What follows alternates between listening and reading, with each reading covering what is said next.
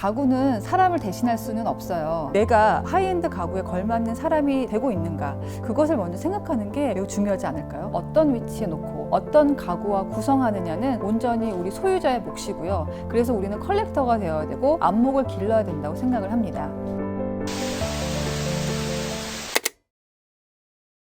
한국과도 인연이 깊은 건축가인데요. 해운대 마린시티와 현대산업개발 사옥을 디자인한 건축가입니다. 아다지오라는 가구를 한번 볼게요. 우리가 일반적으로 생각하는 가구 디자인과는 좀 다르지 않나요? 이 팔걸이 부분도 사선으로 되어 있고요. 직선이 많이 보이지가 않고 또 좌방석 부분의 디자인도 매우 독특합니다. 사실 그의 건축물도 다 이런 식이에요. Between the Lines라는 말로 그의 디자인을 설명할 수가 있는데요. 그가 52세 때 만들었다는 베를린 유대박물관을 한번 보실게요. 어떠신가요? 그의 디자인에는 직선이 거의 보이지 않고요.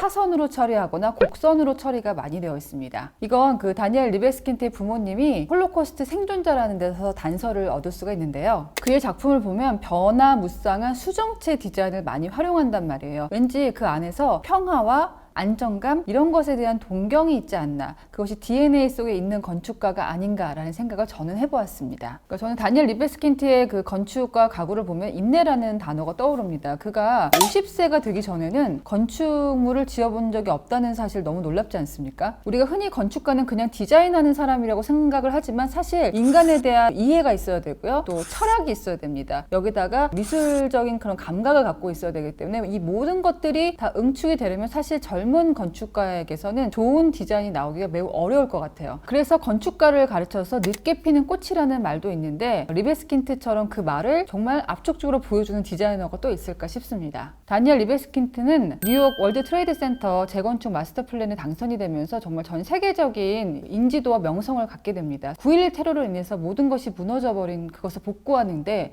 다니엘 리베스킨트만큼 어울리는 건축가가 또 있을까 싶은데요. 홀로코스트 생존자의 강인한 정신력, 또 오래 기다려서 명작을 만들어낸 인내, 이런 것들이 그의 작품에 모두 녹아 있는데요. 집에 이제 플렉스폼에 있는 다니엘 리베스킨트의 가구 한 점을 딱 두고 아이와 앉아서 홀로코스트에 대한 이야기, 또 늦게 피어도 얼마나 아름다운지 그 인내의 가치에 대해서 부모로서 정말 도란도란 이야기를 나눌 수 있다면 너무 행복할 것 같지 않아요? 정말 이 가구 한 점 때문에 가족들과 얘기할 수 있는 소재가 무궁무진한 것 같아요. 위대한 건축물은 유리, 콘크리트, 또 철이 아니라 영혼에 내재된 이야기를 들려줄 수 있어야 합니다. 다니엘 리베스킨트의 철학, 플렉스폼에서도 느껴지시지 않나요? 아이들이 가장 좋아하는 건축가가 바로 카를로 콜롬보가 아닐까 싶어요. 신세대들이 가장 좋아한다는데 이 보면은 아름다운 천연 대리석을 둥그렇게 깎아서 굉장히 요려하면서 미학적인 그런 느낌을 주잖아요. 약간 저는 비너스의 느낌이 떠오르는데요. 대리석을 타원형으로 완벽하게 곡선 처리한다는 게 어려운데 이런 부분까지 곡선 처리한 건 매우 어렵다고 저는 알고 있어요. 저 아래 다리 부분 같은 경우도 굉장히 정교하게 스틸 처리가 되어 있다는 게 놀랍습니다. 지금 여기에 전시가 안 되어 있지만 플렉스폼에서 앨리슨 체어도 여러분 주문하실 수가 있는데요. 나무, 가죽, 패브릭까지 전혀 어울리지 않을 것 같은 소재를 정말 천지적으로 엮어낸 게 바로 카를로 콜롬보입니다. 카를로 콜롬보는 아마 그 디자인이요, 지금보다 후대에 더 비싸질 거예요. 저는 그렇게 생각합니다. 앞으로 50년, 100년, 200년도 갈 수 있는 정말 거장의 반열에 오를 수 있는 건축가 중에 한 사람이 카를로 콜롬보라고 생각하기 때문에 플렉스폼에 오시면 반드시 기억해 주시기 바랍니다. 플렉스폼에는 검증된 건축가뿐만이 아니라 라이징 스타 같은 신세대적인 건축가까지 정말 한눈에 거장들을 만나볼 수 있다는 매력이 있습니다. 너무 아름답지 않습니까? 이 느낌이 너무 좋네요. 사실 세스톤 소파도 그렇지만 치테리오의 디자인을 보면은 어릴 때 보았던 지프로 만든 집이라든지 농장의 울타리라든지 이렇게 좀 정서적인 그런 요소들도 의외로 굉장히 많거든요. 그런데 카를로 콜롬보는 이렇게 다른 소재들을 적절하게 엮어서 굉장히 기발하고 트렌디한, 약간 팝 아트 같은 그런 느낌도 들지 않아요? 그런 재미를 주는 건축가라서 저는 여러분께서 집을 꾸미실 때 뭐 한 가지 톤 앤 매너로 꾸미시는 건 좋지만 적절하게 장소에 따라서 이렇게 여러 가지 엮어보시는 것도 재밌을 거라 생각합니다. 왜냐하면 우리가 미술 작품을 소장할 때는 모두 같은 걸로 꾸미진 않거든요. 갤러리에 갔을 때도 스토리에 따라서 여러 가지 작품들을 배치하는 것처럼 집안을 그렇게 꾸며보시는 것도 아름다울 거라고 생각합니다. 클라크 다이닝 테이블 화이트 버전인데 얘는 또 이렇게 청순한 느낌을 주네요. 저처럼. 하나 이탈리아 가구에서 또 재밌는 포인트를 발견한 게 우리가 미국이나 그런 브랜드 쪽 가면은 크거든요. 굉장히 육중에서 한국 사람이 있을 때는 또 너무 크다. 그리고 층고가 낮다 보니까 좀 너무 거하다라는 느낌 많이 받는데 이탈리아 브랜드는 그런 느낌이 별로 없는 거예요. 위압감 드는 느낌이 별로 없어서 여쭤보니까 이탈리아 사람들이 한국인들하고 체형이 상당히 비슷하대요. 서양 사람이지만. 그래서 저희가 실제로 한국 사람 썼을 때도 거부감 없이 쓸 수 있는 그런 브랜드입니다. 자, 그리고 플렉스폼의 주연이 안토니오 치테리오라면 조연 역할을 한 크리스토프 필레인데요. 프랑스 출신이고요. 그 사람의 인터뷰를 보면서 굉장히 인상 깊었던 게 많은 거장들은 정말 겸손하기도 하지만 관계를 중시한다는 게 정말 인상 깊었습니다. Je crois que la relation entre un designer et une marque, c'est 80% du succès d'un projet. L'idée qu'on ne dessine pas que des objets héroïques. 치테리오도 비슷한 말을 했거든요. 디자이너가 어떤 가구 디자인의 아빠라면 브랜드는 엄마 역할을 한다고 해요. 그래서 순수 예술과 이런 가구 같은 산업 디자인이 다른 것은 브랜드의 가치를 실현할 수 있는 디자인, 즉 디자이너와 브랜드가 정말 협업하고 관계를 잘 맺고 소통을 잘 해야 된다는 건데 두 분의 인터뷰를 보면서 야, 위대한 사람들은 이런 면에서 통하구나. Pas être des acteurs de premier plan, mais d'être des bons acteurs de deuxième rôle, qui font les bons films en général. Il y a déjà un acteur de premier rang ici, c'est Citerio, et je pense que ma manière de pouvoir bien la servir au début, c'est pas d'essayer de prendre une place, c'est d'essayer de combler des interstices ou d'articuler des choses, mettre des ponctuations, mettre des respirations dans des interstices. Voilà le fil rouge de ma collection sur des objets qui sont 자기가 끊임없이 주연이 되는 게 아니라 조연이 되어도 괜찮은 거. 그게 바로 플렉스폼과도 일맥상통하는 가치라고 생각을 했습니다.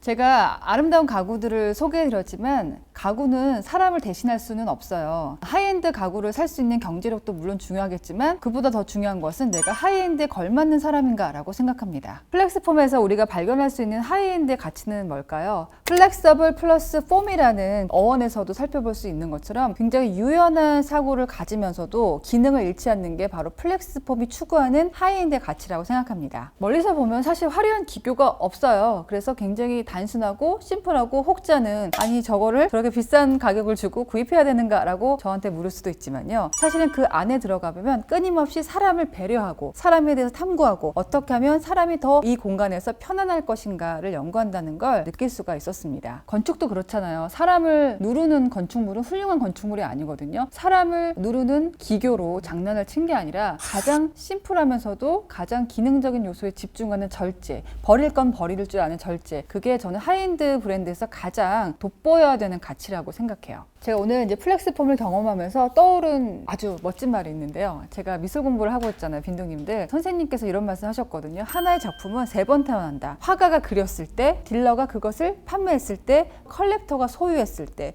그래서 어떤 미술 작품을 평가할 때 누가 그렸냐도 중요하지만 어떤 사람이 그 작품을 소장했는지가 매우 중요하다고 하더라고요. 가구도 마찬가지구나 라는 걸 깨달았습니다. 결국에는 디자이너가 작품을 디자인하고 브랜드가 세상에 내어놓고 마지막으로 우리에게 왔을 때 우리는 그 제품을 돈 주고 사는 구매자가 아니라 컬렉터가 될 수 있다고 생각을 해요. 즉 내가 하이엔드 가구에 걸맞는 사람이 되고 있는가, 그것을 먼저 생각하는 게 매우 중요하지 않을까요? 똑같은 가구 사가도 이것을 공간에 어떻게 배치하느냐, 어떤 가구와 어우러지게 하느냐, 내가 얼마나 정성을 갖고 그 가구를 대하느냐에 따라서 그 가구의 가치는 달라질 거라고 생각하거든요. 그것을 어떤 위치에 놓고 어떤 가구와 구성하느냐는 온전히 우리 소유자의 몫이고요. 그래서 우리는 컬렉터가 되어야 되고 안목을 길러야 된다고 생각을 합니다. 자, 오늘 플렉스폼 매장에서 저와 함께한 건축여행 어떠셨나요? 우리 함께 안목을 기르기로 하고요. 이제는 컬렉터라는 느낌으로 그 가치를 이해할 수 있는 멋진 사람이 되기로 약속해요. 구독, 좋아요, 알람 설정 지켜볼 거야.